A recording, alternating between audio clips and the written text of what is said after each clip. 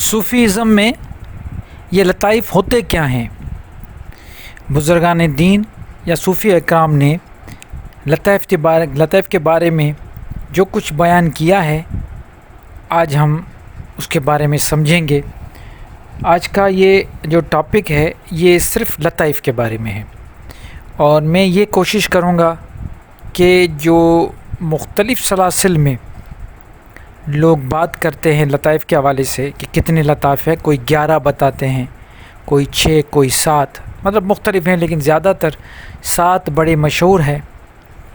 یہ جو 4 سلاسل ہیں ان میں آج ہم ان پہ تھوڑا ڈسکس کریں گے، ان کی حقیقت کے بارے میں کہ یہ آخر ہیں کیا، اور کیا واقعی ان کا کوئی تعلق ہے اسلام کے ساتھ، کیونکہ بہت سارے لوگ یہ اعتراض اٹھاتے ہیں کہ لطائف کے بارے میں نہ کوئی حدیث ملتی ہے اور نہ ہی قرآن میں کچھ ایسا موجود ہے۔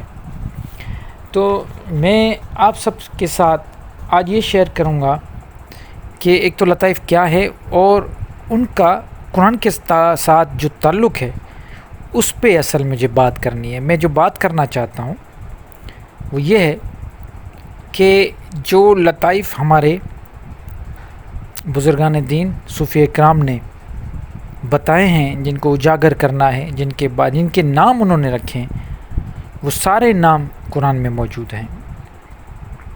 اب یہ ایک ایکسرسائز ہے جو صوفیہ اکرام اپنے مریدوں کو کرواتے ہیں، اور یہ ہر مذہب میں ہوتا ہے۔ ہندوازم میں چکراز ہوتے ہیں، آپ نے سنا ہوگا، 7 چکرا ہوتے ہیں، ان کو بیدار کرنا ہوتا ہے، ان کو ایکٹیو کرنا ہوتا ہے۔ بالکل اسی طرح یہاں پہ ہمیں بتایا گیا ہے کہ لطائف ہیں۔ میں 7 لطائف پہ بات کروں گا، اور ان کی حقیقت ایک ایک کو ہم انشاءاللہ واضح کریں گے قرآن سے کہ قرآن کیا کہتا ہے۔ ان کا جو نام رکھا گیا ہے ان کے بارے میں بتاؤں گا۔ اچھا سامعین، جو یہ 7 لطائف ہیں ان پہ میں نے پہلے بھی کچھ ویڈیوز بنائی ہیں، اور ان میں نے آپ کو یہ بتایا کہ عام رواجی جو لطائف کے بارے میں بات کی جاتی ہے، کس طرح ان کے ذکر ہوتے ہیں، ان کو کس طریقے سے بیدار کیا جاتا ہے، ان کی حقیقت کیا ہے۔ پھر وہ جو 7 لطائف ہیں ان کا ایک ایک پہ بھی الگ میں نے ویڈیو بنایا تھا، تاکہ ایک ایک کو ہم ڈسکس کریں اور اس کو صحیح طریقے سے ہم سمجھیں۔ اچھا، جو بھی دلچسپی رکھتے ہیں اس موضوع کے ساتھ، وہ اسی چینل میں سرچ کر سکتے ہیں، دیکھ سکتے ہیں لطائف کے حوالے سے۔ ایک ایک لطائف بھی میں نے بتایا، اس کے علاوہ سب کو ایک ہی ویڈیو میں بھی کور کیا ہے۔ تو آج مجھے کچھ سبسکرائبر نے سوال پوچھا، آپ بھی لطائف کے بارے میں ہمیں مہربانی کر کے بتائیں، ایک اور ویڈیو بنائیں۔ تو میں نے سوچا کہ یہ تھوڑا چینج کر کے میں ویڈیو بناؤں، تاکہ آسان زبان میں لوگوں کو سمجھا سکوں، کیونکہ یہ لطائف جیسے میں نے پہلے عرض کیا کہ ان کا ذکر، ان کو بیدار کرنے کا ذکر آپ کو نہیں ملے گا کسی بھی ایسی حدیث میں۔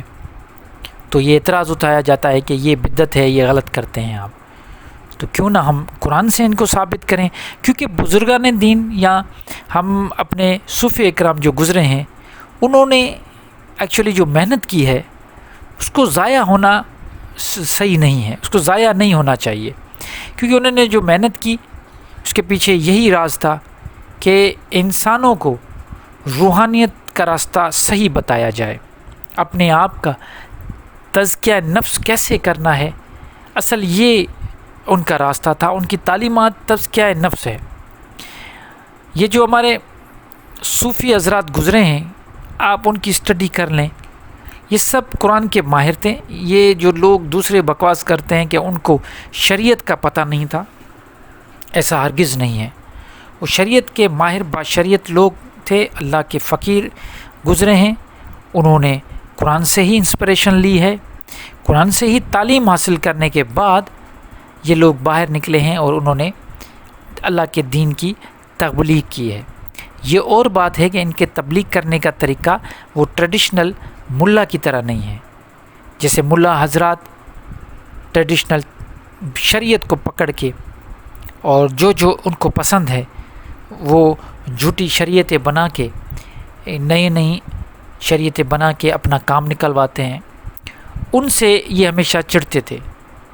انہوں نے اللہ کی شریعت کو، اللہ کے دین کو ایک ہی سمجھا۔ صوفیاء اکرام نے اللہ کی شریعت کو انسان ذات کی خدمت اور محبت سے ہی ان کو ملایا ہے۔ انہوں نے ہمیشہ محبت کا، پیار کا درس دیا، وہ محبت مخلوق کے ساتھ بھی اور اللہ کے ساتھ بھی۔ تو دیکھتے ہیں انہوں نے اتنی ریاضت کی ہے، اتنی محنت کر کے یہ جو انہوں نے لطائف کے بارے میں بتایا ہے کہ باڈی میں یہ چیزیں موجود ہے، یہ ایکچولی ایک خیالی چیز ہے۔ لوگ کہتے ہیں کہ جب آپ کے یہ لطائف باڈی میں جہاں جہاں لوکیٹ ہیں وہاں پہ جب یہ ایکٹیو ہو جاتے ہیں تو وہاں پہ آپ کو مومنٹ محسوس ہوگی۔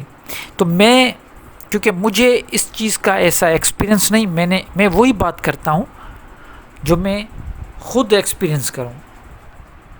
ایسا نہیں ہے کہ میں بس ایسے ہی بات بتاتا جاؤں اور سنی سنائی باتوں، نہیں۔ تو میں ان چیزوں کو، کیونکہ میں نے خود ایکسپیرینس نہیں کیا اور نہ ہی میں اس کو مانتا ہوں، میں یہ مانتا ہوں کہ یہ لطائف، یہ ہمارے صوفیاء اکرام نے یہ جو 7 لطائف بتائے ہیں، ان کے پیچھے فلسفی کیا ہے، آج ہم اس پہ بات کرتے ہیں۔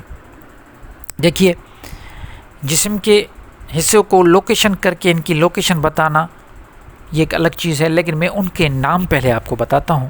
آج ہم اپنا اسٹارٹ کرتے ہیں اس پہ کہ لطائف کی حقیقت کیا ہے اور یہ کس طرح بیدار ہوتے ہیں اور یہ انسان کی زندگی میں کتنی اہمیت رکھتے ہیں، ساتھ ہی ساتھ آپ کی لائف میں عملاً۔ یہ ایسا نہیں کہ اس کو آپ صرف ذکر کر کے اور سوچیں میرا لطیفہ ایکٹیو ہو گیا، نہیں، میں صرف ذکر پہ کبھی ڈپینڈ نہیں کرتا۔ میں ہمیشہ یہی کہتا ہوں کہ جب تک عمل نہیں ہے تب تک کچھ بھی نہیں ہے۔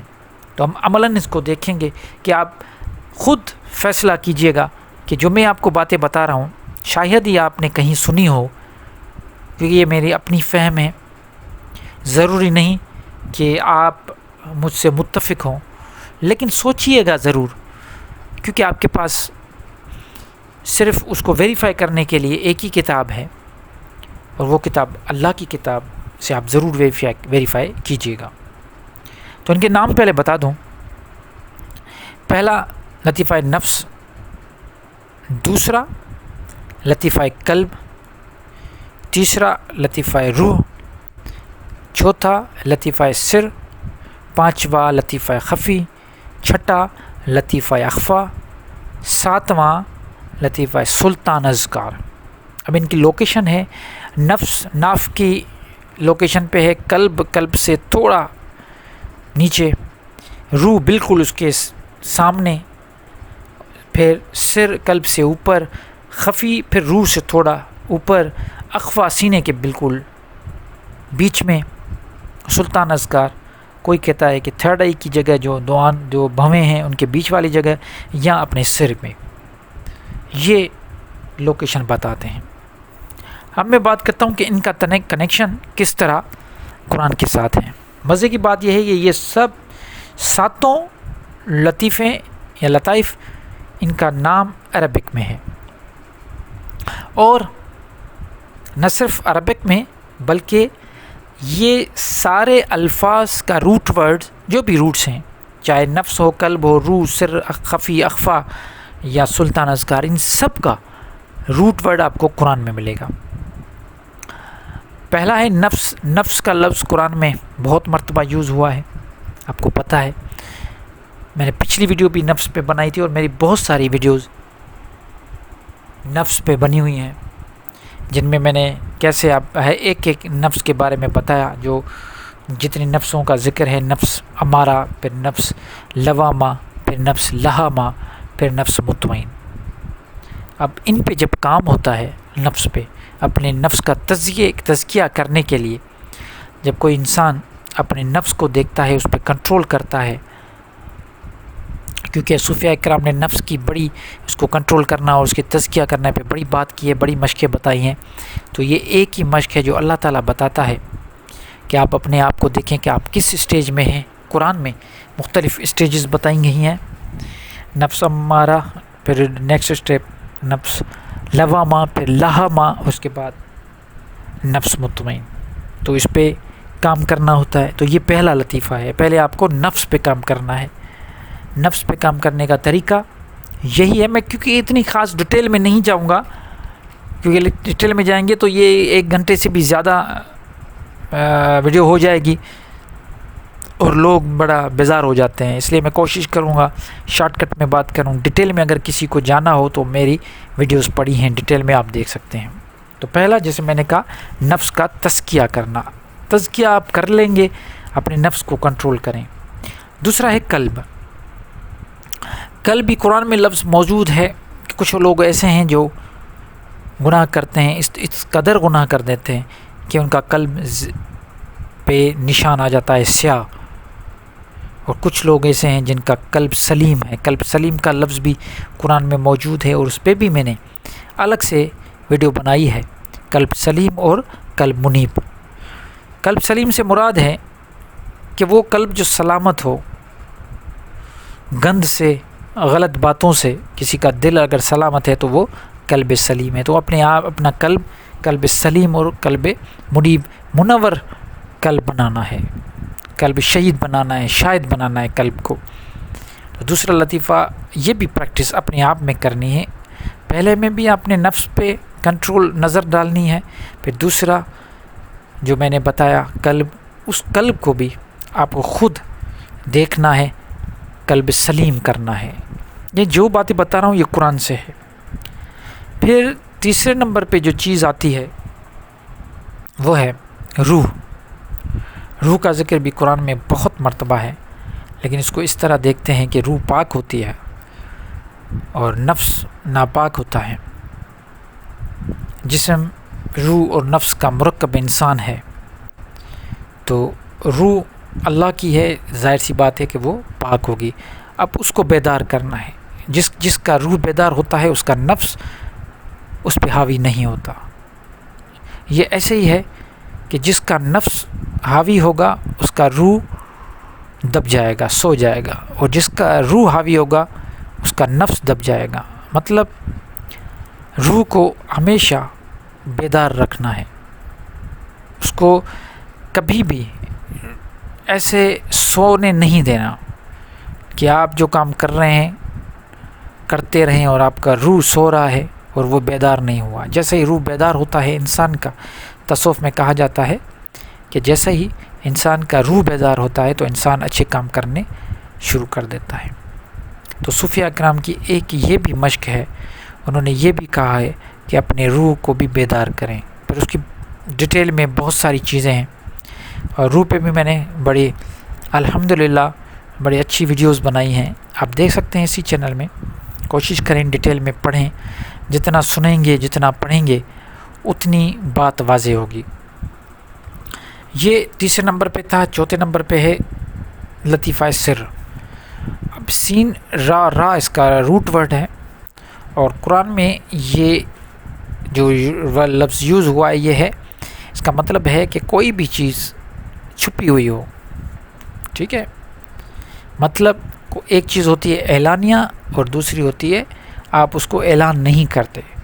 جیسے آپ کوئی بھی، اس کا مطلب یہ ہے، سمجھیے گا کہ جیسے آپ کوئی بھی دین کا کام کرتے ہیں، عبادت کرتے ہیں، کوئی صدقہ دیتے ہیں، اللہ کی راہ میں خرچ کرتے ہیں، یا کوئی بھی اچھا کام کرتے ہیں، تو ریاکاری نہ کریں. ریاکاری کا مطلب ہے شو بازی کرنا، شو کرنا، میں نے یہ کر دیا، میں نے وہ کر دیا. تو یہ لطیفہ آپ کو یہ سکھاتا ہے کہ آپ جو بھی دین کے کام کریں اس میں کبھی بھی دکھاوا مت کریں. پہلا لطیفے نے آپ کو سکھایا اپنے نفس پہ کنٹرول کرو. دوسرے نے آپ کے قلب کو سلیم کیا. تیسرے نے آپ کے روح کو پاک اور بیدار کیا. چوتھے نے آپ کو کہا کہ آپ دکھاوا نہ کریں، ریاکاری نہ کریں. دین کے کام جب بھی کرتے ہیں، وہ کہتے ہیں کہ جب کسی کو کچھ دو تو ایک ہاتھ سے دو تو دوسرے ہاتھ کو پتہ نہ چلے. تو اصل فلسفی یہی ہے کہ کبھی بھی ایسا دکھاوا مت کریں. اس کے بعد اخفا آ جاتا ہے 5ویں نمبر پہ. اخفا کا مطلب ہے کہ راز تلاش کرنا. اخفا بھی راز کا، اس کا مطلب ہے کوئی راز، سیکرٹ، اللہ کا راز. اللہ کے راز تلاش کرنے کا مطلب یہ ہے کہ تدبر کرنا، تفکر کرنا، فکر کرنا، دیکھنا، سوچنا. قرآن بار بار کہتا ہے کہ آپ دیکھو، سمجھو، ہماری آیتوں کو دیکھو، غور و فکر کرو. تو یہ غور و فکر کرنا، اللہ کے رازوں کو تلاش کرنا، یہ انسان آج اتنی ترقی کر گیا. اس کا مطلب یہ ہے کہ انہوں نے، سائنسدانوں نے اللہ کے راز کو تلاش کیا ہے. چیزوں کو جب ایکسپلور، ڈسکور کیا جاتا ہے تو آہستہ آہستہ چیزوں کی زندگی گزارنے کے لیے جب چیز ہم ڈسکور کرتے ہیں تو آسانیاں بھی پیدا ہوتی ہیں. تو ڈسکور کریں، اپنے آپ کو ڈسکور کریں، اپنے آپ میں کیا راز ہیں وہ بھی دیکھیں، اپنی پیدائش کو دیکھیں کہ اس میں کیا راز ہے. اس کے علاوہ کائنات میں جو بھی آپ کو راز لگتے ہیں اس کو ڈسکور کریں. یہ لطیفہ یہ سکھاتا ہے کہ آپ پوری زندگی ڈسکور کرتے رہیں، چیزوں کو بار بار دیکھتے رہیں، سمجھتے رہیں، غور فکر کرتے رہیں، نیچر کے ساتھ کنیکٹ ہو جائیں. جتنا آپ نیچر کے ساتھ کنیکٹ ہوں گے اتنی نیچر جو ہے آپ کو نئی نئی چیزیں دکھائے گا. آٹومیٹیکلی آپ اللہ کے راز مختلف جان پائیں گے. تو اس کا مطلب خفی جو لفظ ہے یہ بھی قرآن میں موجود ہے.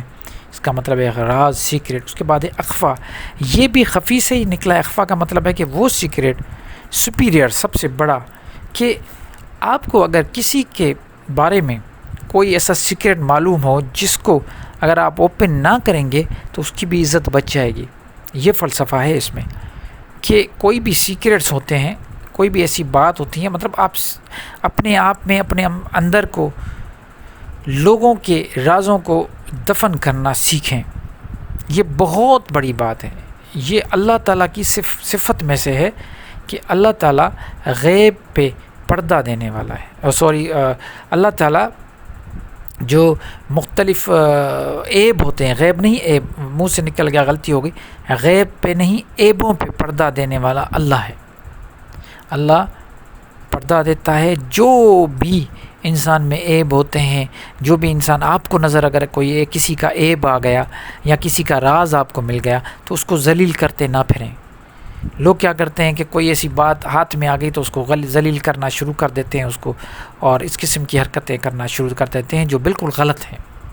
تو یہ راز کو، راز رکھنا، یہ لطیفہ یہ ہمیں سکھاتا ہے. اس کے بعد سب سے بڑا لطیفہ سلطان اذکار، یہ ذکر کا لطیفہ ہے. یہ کیا کرتا ہے، یہ جو نیچے میں نے بتایا آپ کو پہلے 6 لطیفے، ان سب کو عمل کرنے کے لیے جو کنٹرول کرتا ہے، جو آپ کا سینٹرل پروسیسنگ یونٹ ہے، جیسے سی پی یو کمپیوٹر میں ہوتا ہے یا انسان میں دماغ ہوتا ہے جو سر چیزوں کو کنٹرول کرتا ہے، تو ان سب لطائف کو کنٹرول کرنے والا سلطان اذکار ہے. سلطان ذکر کا مطلب نصیحت بھی ہے، کسی چیز کے بارے میں ڈسکس بھی کرنا. تو قرآن قرآن پورا ذکر ہے. اللہ تعالیٰ قرآن کو ذکر بھی کہتا ہے کہ ہم نے اس ذکر کو نازل کیا اور ہم ہی اس ذکر کے رکھوالے ہیں اور اس کے محفوظ کرنے والے ہیں، حافظ ہم ہی ہیں. تو یہ ایک ذکر، قرآن سے ذکر حاصل کرنا، قرآن سے نصیحت حاصل کرنا، اور وہ ساری نصیحتیں آپ جب اپنے ایک ایک لطیفے میں اس کو ڈھال کے اور وہ جو پریکٹسز کریں گے، وہ جو کنٹرولنگ سسٹم ہوگا وہ سلطان اذکار میں ہوگا. تو یہ تھی سامعین ہمارے 7 لطائف جن کی حقیقت میں اپنے انداز سے، اپنے طریقوں سے، اور جو کچھ میں نے پڑھا ہے، جو میں نے مشاہدہ کیا، اللہ کی کتاب کو پڑھا، قرآن شریف سے جو مجھے میسیج سمجھ میں آیا وہ میں نے سوچا کہ آپ تک پہنچاؤں، کیونکہ ہمارے صوفیاء اکرام نے بڑی محنت کر کے یہ ساری چیزیں آپ کے لیے تیار کی تھی، لیکن بیچ میں کچھ ایسے لوگ آ گئے دکانیں کھول کے اور انہوں نے سارا معاملہ ہی خراب کر دیا. مجھے ضرور آپ یہ جب ویڈیو دیکھیں گے، سنیں گے، آپ کو کیسا لگا مجھے ضرور بتائیے گا، کیونکہ آپ کے فیڈ بیک میرے لیے بڑی اہمیت رکھتے ہیں اور مجھے اچھا بھی لگتا ہے کہ آپ سنتے ہو، دلچسپی لیتے ہیں، اور کوئی بھی آپ کے سوال ہوں تو ضرور مجھ سے سوال کیجیے گا. انشاءاللہ میں اپنی فہم طاقت جتنی بھی اللہ تعالیٰ مجھے ہمت دے گا، میں اس حوالے سے آپ کو جواب دینے کی کوشش کروں گا، اور کرتا بھی ہوں. جو بھی مجھے میسیج کرتا ہے، کوئی بھی ہو، میرا بھائی میری بہن، آپ سب کو پتہ ہے کہ میں ایک ایک کو جواب دینے کی بھرپور کوشش کرتا ہوں، اور مجھے وہاں سے جواب بھی آتے ہیں. پھر واٹس ایپ پہ بھی ہم ڈسکس کرتے ہیں. تو آپ کو بھی کوئی ایسا سوال ہو تو ضرور مجھ سے پوچھیے. اور دوسری بات یہ ہے کہ اس کو آپ غور سے سنیے. اگر ایک مرتبہ سمجھ نہ آئے تو 2 مرتبہ 3 مرتبہ ضرور سنیں تاکہ بات واضح ہو جائے. مجھے اپنی دعاؤں میں یاد رکھیے گا. اللہ تعالیٰ آپ کو مجھے چیزوں کو سمجھنے کی، قرآن شریف پہ عمل کرنے کی توفیق عطا فرمائے.